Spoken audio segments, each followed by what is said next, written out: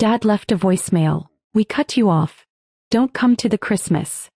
I just texted back. I appreciate. That night, I removed my name from their joint business account.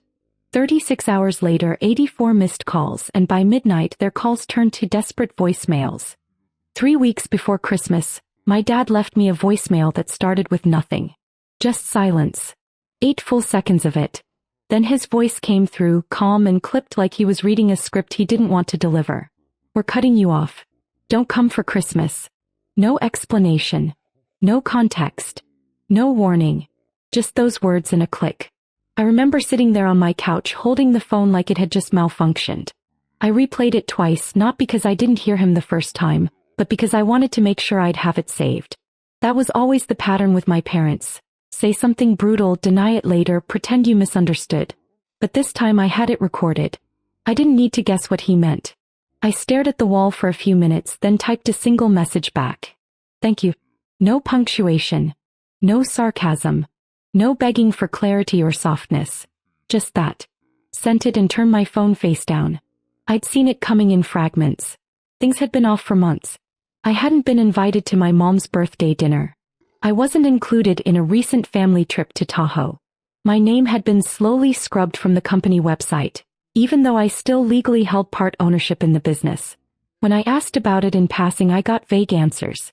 It's just easier this way. We're streamlining things. You're too far removed from operations now anyway.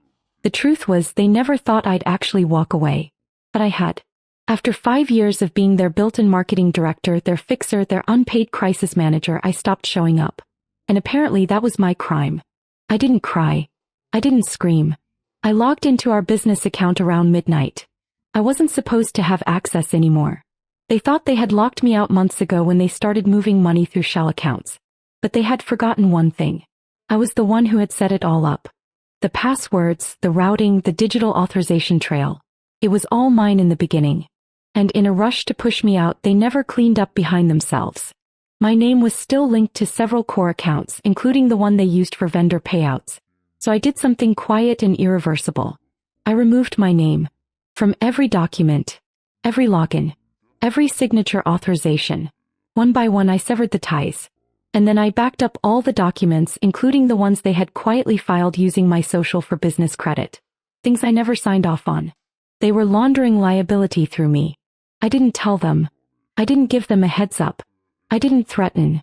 I just closed my laptop and went to bed. When I woke up, there were 14 missed calls. All from my dad. By noon, the number had doubled. By late afternoon, I had 39 missed calls and 2 texts from my brother.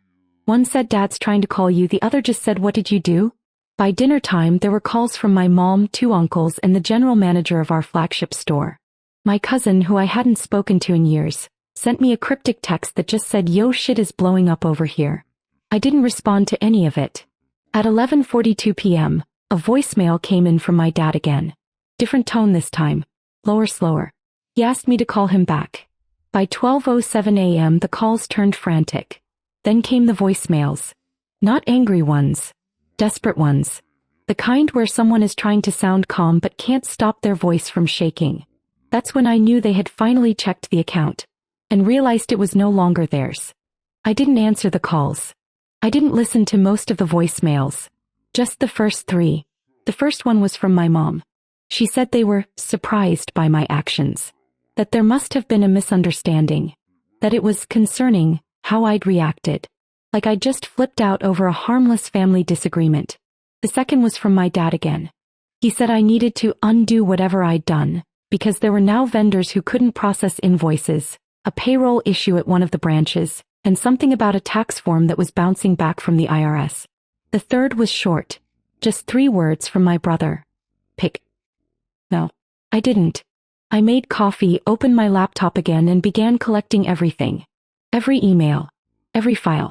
Every message where I'd warned them, politely, repeatedly, that I wasn't a ghost to be used for paperwork, that I didn't consent to what they were doing.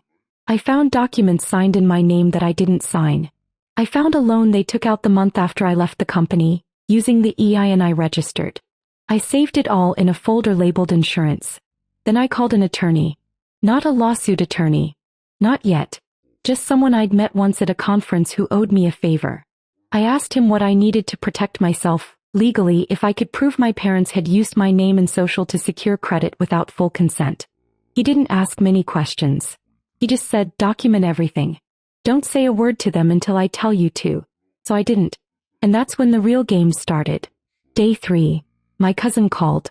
The one who used to crash in my apartment during finals week and eat all my cereal. He said my mom was telling people I'd been having a mental health episode. That I was reacting badly to the holiday stress. That I'd always had issues with control. Day 4. I got a call from the family accountant, Martin. He said he was just calling to check in, but I knew what it was. They'd sent him. He casually mentioned there were some signatures missing on last quarter's filings. I told him I wouldn't be signing anything going forward. I think he already knew that. Day 5. My dad sent me a message that just said, you have until tomorrow to fix this. I still hadn't replied to a single message since my thank you. Not one word. On day 6 they froze. No calls. No texts. Just total silence. I knew what that meant. They were either trying to fix it without me, or they were about to make it worse. And I was right. Let me know when you're ready for part 3. It gets darker. The silence lasted 2 full days. No missed calls, no voicemails, no vague texts from relatives trying to fish for context. It was almost worse than the calls. I kept waiting for something to drop. Some legal notice, maybe an email from a lawyer, a threat from their side. But nothing came. Just dead air. The calm before something ugly. On the 3rd morning, a package showed up outside my door. No return address. Just my name handwritten. I brought it inside, let it sit on the counter for almost an hour before opening it. Inside was a stack of documents, copies of checks, tax forms, several printed emails, many with my name copied in. Some I remembered, others I didn't. And on top of the stack, a sticky note in my mom's handwriting that said, let's not do this to each other. No greeting.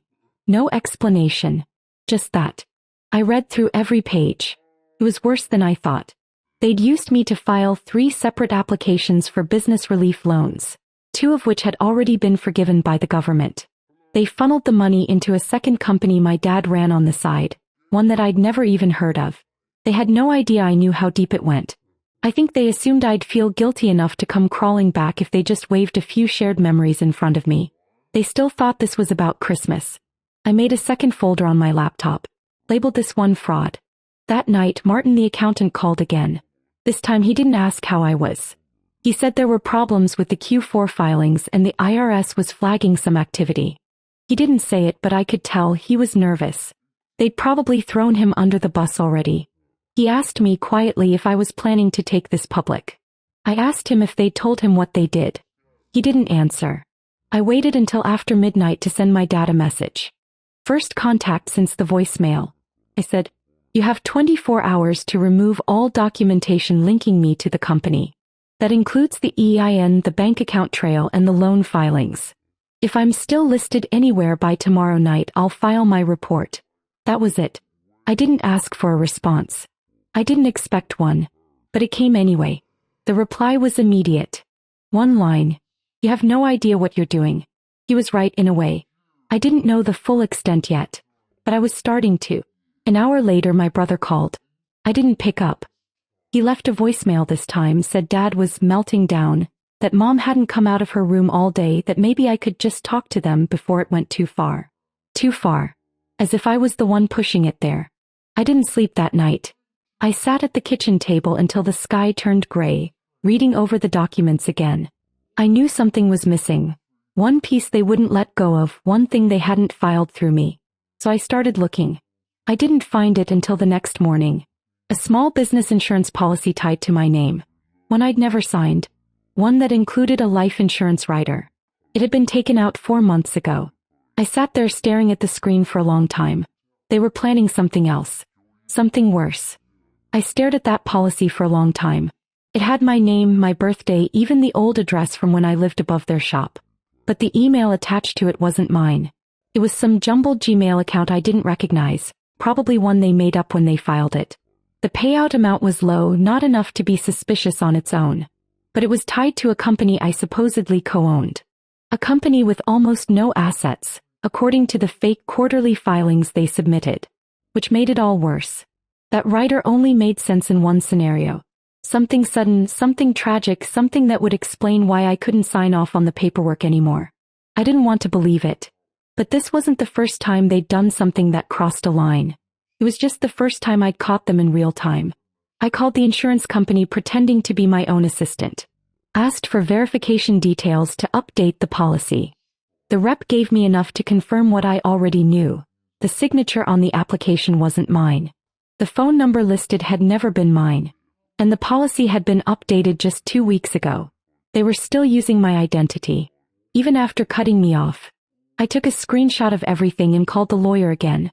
This time I didn't ask for advice. I asked what the process was for pressing charges for identity theft. He didn't hesitate. He asked if I was ready for what would happen next. I said yes. I wasn't, but I said yes. That evening, before I could make a move, I got a knock at my door. It was my brother. He didn't call first. He didn't even text. Just showed up looking uncomfortable and weirdly out of breath. I didn't let him in. We stood in the hallway. He said he came to talk me down. I asked him from what. He said they were scared. That mom hadn't slept in 2 nights. That dad thought I was going to destroy the family out of spite. He actually said that, spite. Like they hadn't buried me first. I told him I knew about the policy. He didn't say anything. Not right away. Then he asked if I was sure I knew what I was doing. That's when it clicked. He knew. He didn't sound surprised. He wasn't shocked or outraged or even curious. He didn't say, "What policy?" He didn't deny it. He just asked if I was sure. I told him to leave. He didn't argue. Just nodded and walked down the hall like we were leaving a dinner party early. I filed the fraud report the next morning. Sent the files to the IRS, the SBA, and the state licensing board. I included every document, every altered form, every time-stamped login from their IP address. By the afternoon, the silence was gone. My mom called 16 times in 1 hour. My dad sent a photo of the shop completely empty as if that would change anything. My uncle, who hadn't spoken to me in years, texted me a Bible verse and said, "Families can't survive on revenge." But none of them said sorry. None of them asked what happened. They were too busy trying to stop what was already in motion. And still, I hadn't told them the worst part. I wasn't just cutting myself out. I was taking the company with me. The report triggered faster than I expected. By noon the next day, my phone started buzzing, not with family calls but with numbers I didn't recognize. 2 from Sacramento. 1 from a federal office in D.C. I didn't answer any of them. Let them leave voicemails. I had nothing else to say.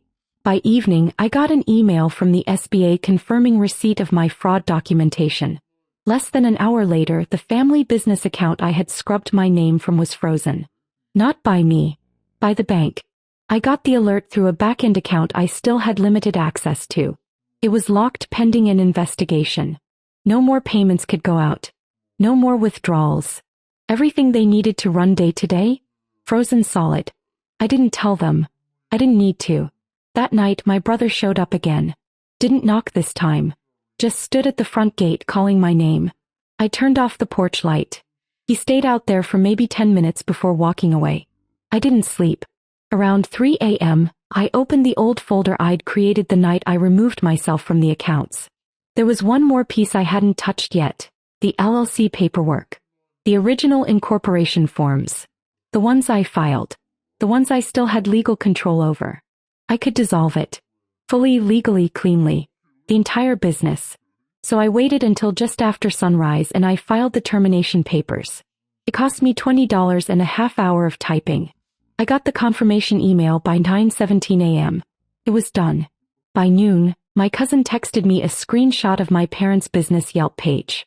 Customers were posting angry reviews saying the store had closed without notice. Someone wrote that the windows were papered up.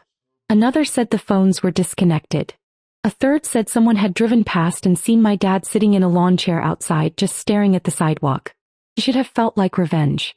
Or maybe justice. But it didn't feel like anything. Just empty. That afternoon, I finally got a text from my mom that wasn't denial or manipulation or guilt. Just a sentence. "What are we supposed to do now?" I didn't answer. Instead, I emailed her a copy of the insurance application with the forged signature. Attached was a note that said simply, You almost made me disappear. I just beat you to it.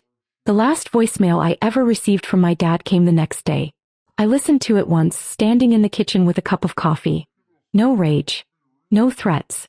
Just a long pause, and then he said, "I guess you were never really ours." He was wrong. They were never really mine. After the voicemail, it got quiet again. Not the panicked kind of quiet like before. This was different. The kind that sets in when people realize there's nothing left to take. No more angles to play.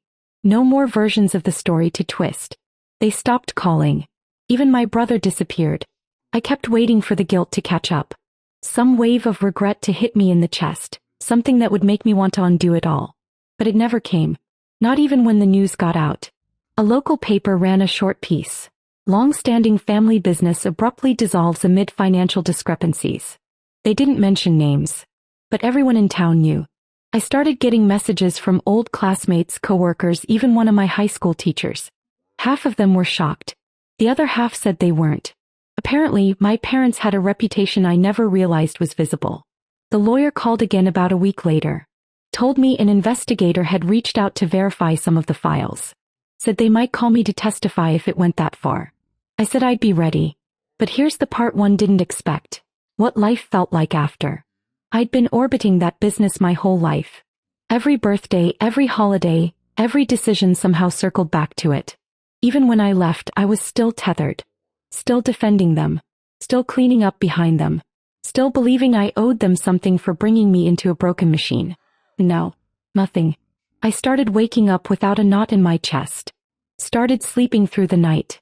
Started making coffee in silence without checking my phone for damage control. I applied for a new job. Not a glamorous one, but something far from all of it. Marketing for a nonprofit, no family board members involved. I signed the contract under my name. My actual name. No one else's attached. The day I moved into a new apartment, I found the original voicemail again. The one my dad left that started it all. I played it once. Then I deleted it. Not because I forgave them. I didn't. But because I didn't need the reminder anymore. They tried to erase me in their own quiet way. Financially. Legally. Maybe even physically. And in the end, I erased them instead.